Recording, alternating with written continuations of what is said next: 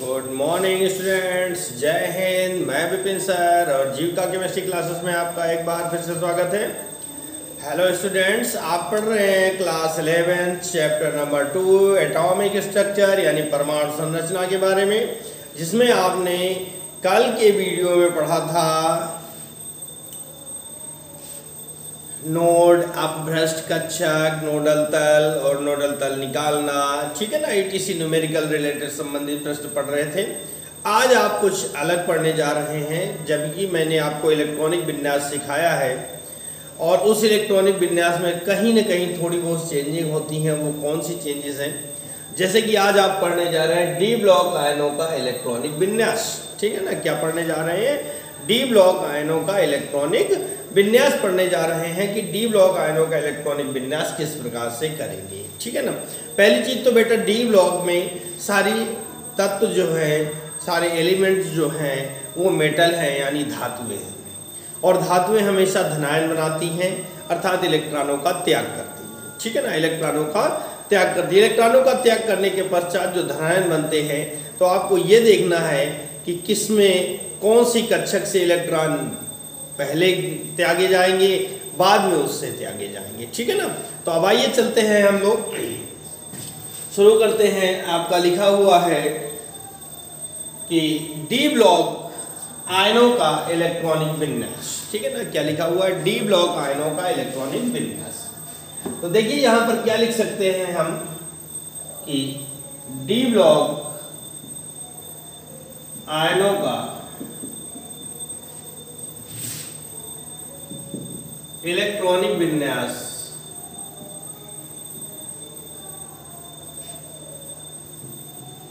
करते समय,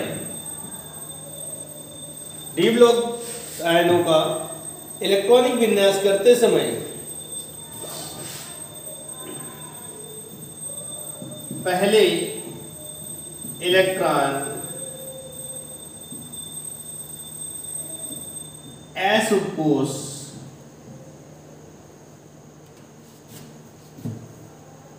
एस उपकोष से निकाले जाएंगे, ठीक है ना। तत्पश्चात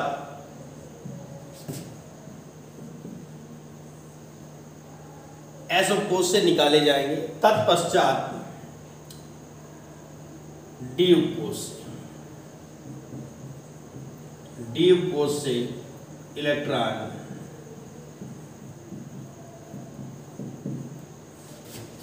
निकाले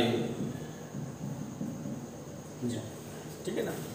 डी ब्लॉक यानी तत्व अगर आयन अगर डी ब्लॉक का है, किसका है? डी ब्लॉक का है, तो डी ब्लॉक के आयनों का इलेक्ट्रॉनिक विन्यास करते समय, डी ब्लॉक के आयनों का इलेक्ट्रॉनिक विन्यास करते समय इस बात का ध्यान रखना है कि पहले इलेक्ट्रॉन बाह्य कोष से यानी डी उपकोष से पहले वाले एस उपकोष से इलेक्ट्रॉन दान किया जाएगा, तत्पश्चात जरूरत पड़ने पर डी उपकोष से इलेक्ट्रॉन दान किया जाएगा। समझ में आया?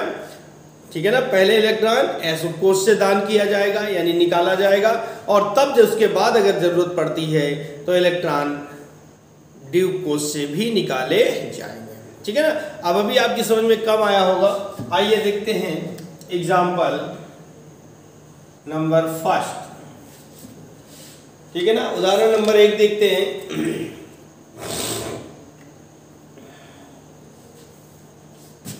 क्वेश्चन है आपका Sc, Sc plus, Sc triple plus का इलेक्ट्रॉनिक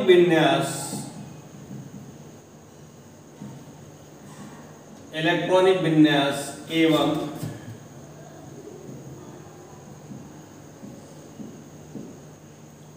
अयुग्मित इलेक्ट्रॉनों की संख्या, ठीक है ना। आपको बताना है कि Sc double plus, Sc triple plus में अयुग्मित इलेक्ट्रॉन कितने हैं और उसका इलेक्ट्रॉनिक विन्यास क्या होगा, ठीक है ना। ये हमारा क्वेश्चन है कि Sc Sc डबल प्लस और Sc ट्रिपल प्लस में आयनों में अयुग्मित इलेक्ट्रॉनों की संख्या क्या है और उनका इलेक्ट्रॉनिक विन्यास क्या है। तो आइए देखते हैं क्या होगा उनका इलेक्ट्रॉनिक विन्यास।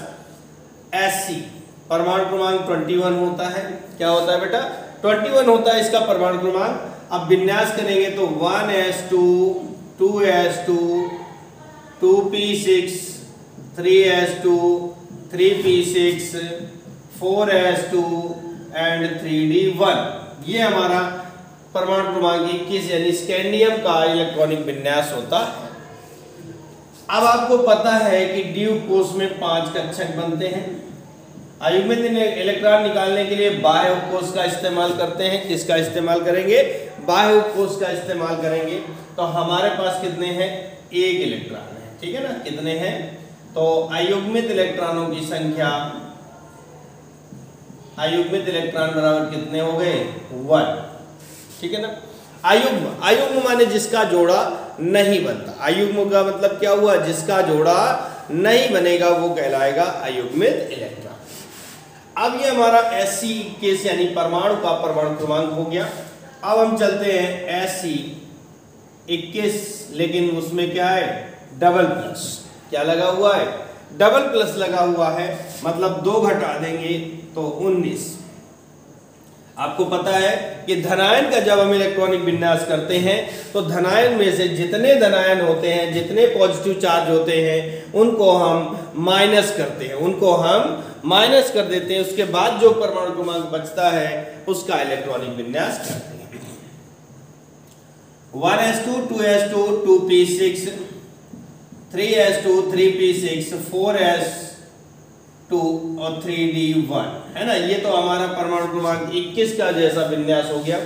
हमें दान भी 2 करना है, तो नॉर्मली हम लोग क्या करते हैं? बाह्य कोष से दान करते हैं, 3d 0 कर देंगे तो इसमें एक ही एक यहां से निकल गया और एक यहां से निकल गया, है ना। 2 दान करने हैं ना बेटे। तो नॉर्मली हमें क्या करना चाहिए था कि 3d 0 एक था ये वाला और एक इससे दान कर देते, हमारा इलेक्ट्रॉनिक विन्यास पूरा हो जाता। बट लेकिन ऐसा नहीं करेंगे, ठीक है ना। हम क्या करेंगे? 4s0 और 3d1। s में 2 इलेक्ट्रॉन थे, हमें 2 दान करना है तो हमने 2 दान कर दिए, 4s को 0 कर दिया। अब आपके दिमाग में एक ख्याल आ रहा होगा कि सर बाह्य कोष से इलेक्ट्रॉन दान किए जाते हैं तो इससे पहले क्यों दान किए गए, ठीक है ना। तो n+l का नियम लगाएंगे, 4s में लगाएंगे तो 4 + 0 = 4 और 3d में लगाएंगे n+l का नियम तो 3 + 2 = 5। इसका मान ज्यादा है और इसका मान कम। जिसका मान ज्यादा है उसकी ऊर्जा ज्यादा है और जिसका मान कम है उसकी ऊर्जा कम है। अर्थात इलेक्ट्रॉन पहले निम्न ऊर्जा उपकोष से निकाला जाएगा और बाद में जरूरत पड़ने पर 3d से। एक तो कारण ये हो गया कि इलेक्ट्रॉन पहले 4s की ऊर्जा कम है इसलिए इससे निकलता है, तब 3d में। और अगर दूसरा कारण देखें तो बाह्य कोष हमारी ये वाली है। देखिए पहला कोष 1, दूसरा 2 और तीसरा 3 है, तब चौथा हमारा 4 है। तो चौथी बाह्य कोष कौन सी है हमारी? 4s। इसलिए पहले इलेक्ट्रॉन 4s से निकलेगा आयतन में। तो ये हो जाएगा विन्यास। अब देखिए 3d1 यहाँ पे था, 3d1 यहाँ पे है, तो अयुग्मित इलेक्ट्रॉन कितने हो जाएंगे? अयुग्मित इलेक्ट्रॉन बराबर हो जाएगा 1, ठीक है ना। अब हम करते हैं Sc ट्रिपल प्लस का। तो 21 में से 3 घटा देंगे तो बचेंगे 18। 18 का विन्यास करना है तो क्या होगा? 1s2 2s2 2p6 3s2 3p6। अब देखिए 4s क्या हो जाएगा? 0 हो जाएगा। 2 तो यहां से दान होंगे, 4s2 होता है ना, ऐसे समझ लो 4s2 3d1, है ना। ये 21 का हो गया, लेकिन हमें 3 इलेक्ट्रॉन दान करने हैं। कितने दान करने हैं? 3 इलेक्ट्रॉन दान करने हैं। तो 2 तो यहां से जाएंगे। अब इस s के पास तो 2 ही थे तो 2 दान कर दिए, लेकिन दान कितने करना है? 3। तो क्या होगा? 1 इलेक्ट्रॉन 3d से भी चला जाएगा। तो ये हमारा विन्यास हो जाएगा। और बेटे अयुग्मित इलेक्ट्रॉन, अब हमारा ये बाह्य कोष कौन सा बचा? p में 6 इलेक्ट्रॉन है, मतलब कोई भी अयुग्मित इलेक्ट्रॉन नहीं है, 0 हो जाएगा, ठीक है ना। ये था आपका पहला एग्जाम्पल जो कंप्लीट हो गया। अब हम चलते हैं, आपको नोट हो गया होगा, अब हम चलते हैं example number 2।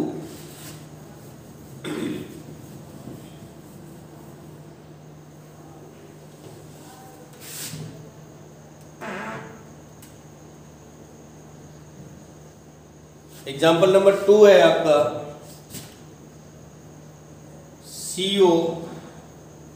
CO double plus और CO ट्रिपल प्लस का इलेक्ट्रॉनिक विन्यास एवं अयुग्मित इलेक्ट्रॉनों की संख्या ज्ञात कीजिए। ठीक है ना, आपको बताना है इनमें अयुग्मित इलेक्ट्रॉन और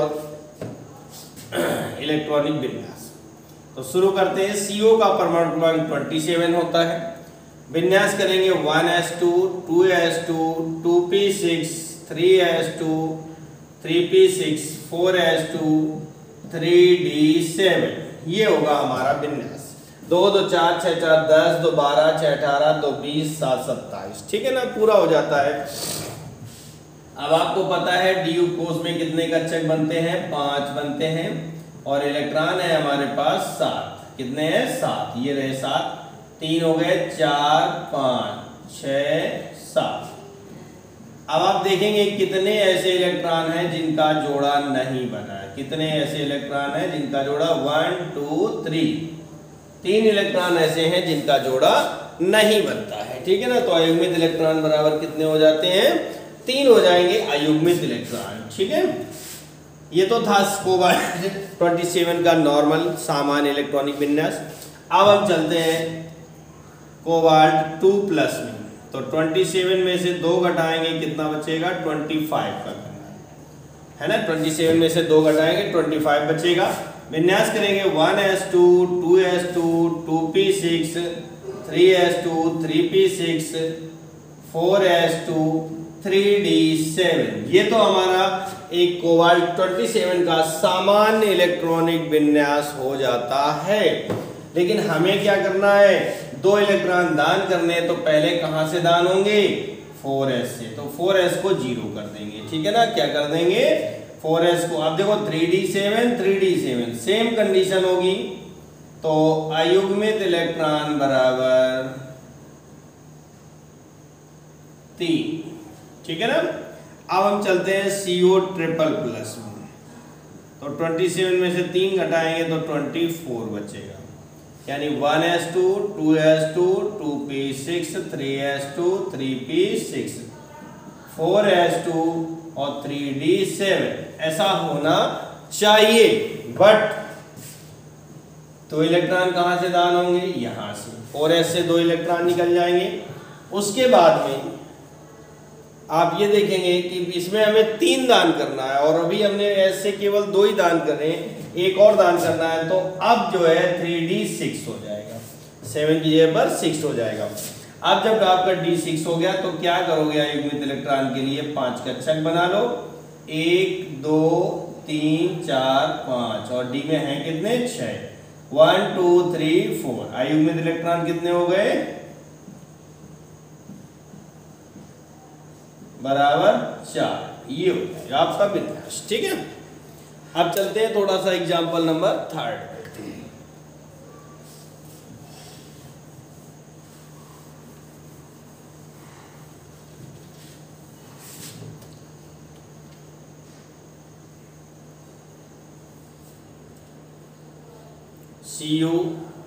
CO plus 1 and CO double plus का इलेक्ट्रॉनिक विन्यास एवं अयुग्मित इलेक्ट्रॉनों की संख्या आपको ज्ञात करना है। तो देखिए हम क्या करते हैं, Cu परमाणु क्रमांक 29 होता है, 1s2 2s2 2p6 3s2 3p6 4s2 और 3d9। ठीक है ना, ये सामान्य इलेक्ट्रॉनिक विन्यास इसका होना चाहिए, यही होता है इसका सामान्य इलेक्ट्रॉनिक विन्यास। ठीक है, अब हम बात करते हैं जब यहां पर आ जाता है, लेकिन बेटे ये है क्या, ये है एक अपवाद। क्या है, अपवाद। अपवाद की कंडीशन में क्या होता है, इसमें 4s1 हो जाएगा और ये 3d10 हो जाएगा। ये सामान्य इलेक्ट्रॉनिक विन्यास है अपवाद की कंडीशन में। तो अब अगर हम इसमें अयुग्मित इलेक्ट्रॉन की बात करें, क्या करते हैं,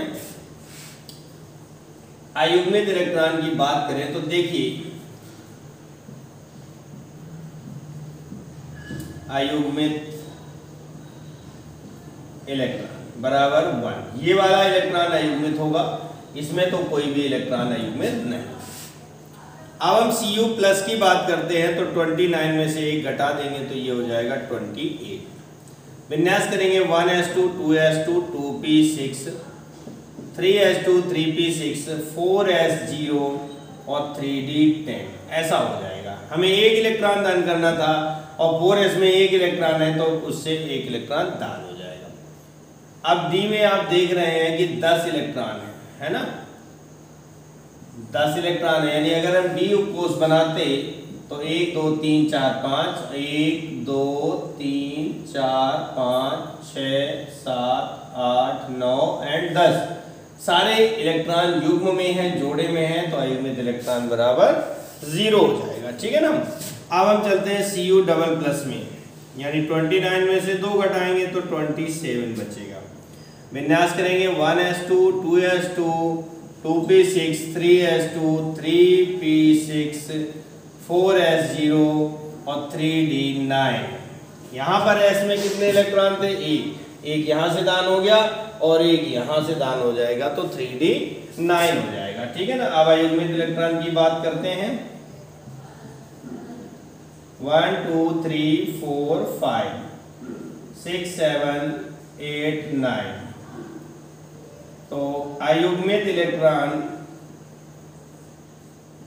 बराबर कितना आ गया, 1 आ गया। ठीक है ना, ये हो गया हमारे। तो ये था हमारा डी ब्लॉक आयनों का विन्यास, किस प्रकार से हम डी ब्लॉक तत्वों के आयनों का विन्यास करेंगे कि पहले इलेक्ट्रॉन s उपकोष से निकलेगा और बाद में इलेक्ट्रॉन उसके अलग उपकोष से यानी डी उपकोष से। अब हम इसको साफ कर देते हैं और अगले टॉपिक पर चलते हैं।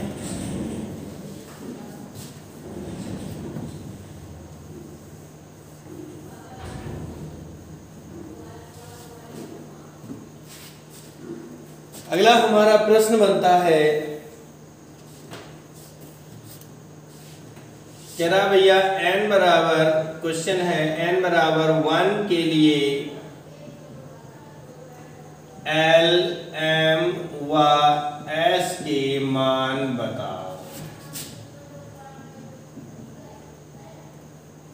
क्वेश्चन है हमारा n बराबर 1 दिया गया है, n बराबर यानी मुख्य क्वांटम संख्या का मान 1 है, तो कह रहा L M व S के मान बताओ। द्विघांसी क्वांटम संख्या यहाँ पर दिया गया n बराबर 1। आपको पता है कि n बराबर 1 है तो 1 क्या होता है, 1 यानी 1s होता है, इससे ज़्यादा तो कुछ होता नहीं, 1p तो होता नहीं, 1d तो होता नहीं, तो s में जाएगा तो L का मान 0। आपको पता है जब अंतिम इलेक्ट्रॉन s उपकोष में जाता है, किस में जाता है, s में, तो L बराबर 0 होता है। ठीक है ना।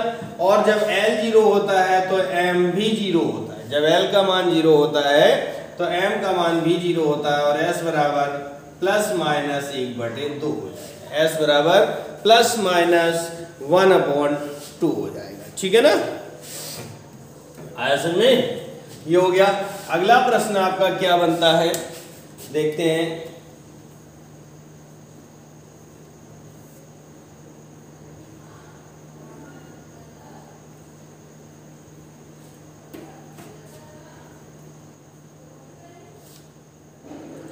सवाल है, यदि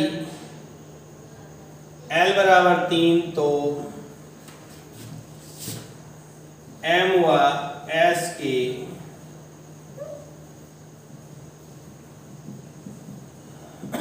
मान बताओ। L बराबर 3 दे रहा है तो M और S के मान पूछ रहा है। देखिए L बराबर 3 दिया गया है और M बराबर क्या हो जाएगा, आपको मालूम है M के मान जो होते हैं वो -L से +L तक होते हैं, -L से +L तक होते हैं, अर्थात -3 -2 -1 0 +1 +2 एंड +3। ठीक है ना। अब जब s की बात करते हैं तो आपको पता है प्रत्येक m के लिए s के 2 मान होते हैं, प्रत्येक m के लिए s के 2 मान होते हैं। तो क्या करेंगे, plus minus 1/2 plus minus 1/2 plus minus 1/2 plus minus 1/2 plus minus 1/2 plus minus 1/2 1 2 3 4 5 6 और प्लस माइनस 1/2 ये बन जाएगा हमारा बिंदास, ठीक है ना। ये था। अब आपका अगला प्रश्न है, यदि संपूर्ण चुंबकीय क्वांटम संख्याओं का मान 7 हो, यदि संपूर्ण चुंबकीय क्वांटम संख्याओं का मान 7 हो तो द्विगांशी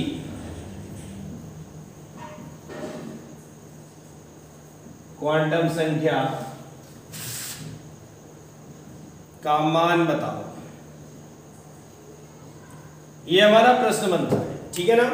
आपको पता है चुंबकीय क्वांटम संख्या यानी कि m बराबर 7 दिया गया है, तो एक हमारा सूत्र होता है m बराबर 2l प्लस 1, ठीक है ना। क्या होता है m बराबर 2l प्लस m का मान 7 है, 2 फिर ये हो जाएगा 2l प्लस 1, m की वैल्यू कितनी है 7, 7 रख दिया, 2l प्लस 1, 2l बराबर पक्षांतर करेंगे तो 7, ये प्लस का 1 उधर जाएगा माइनस में हो जाएगा, तो 2l बराबर हो जाएगा 6, इधर हो गया 2l बराबर 6 आया, तो l बराबर क्या हो जाएगा 6/2, तो l बराबर 3। ये आ जाएगा हमारा द्विगांशी क्वांटम संख्या का मान। क्या आ जाएगा भैया, द्विगांशी क्वांटम संख्या का मान आ जाएगा, ठीक है। ये इतने न्यूमेरिकल हो गए। आज के इस वीडियो में इतना ही काफी है, नेक्स्ट वीडियो में आपको इसके आगे का मिलेगा। तब तक के लिए नमस्कार, जय हिंद।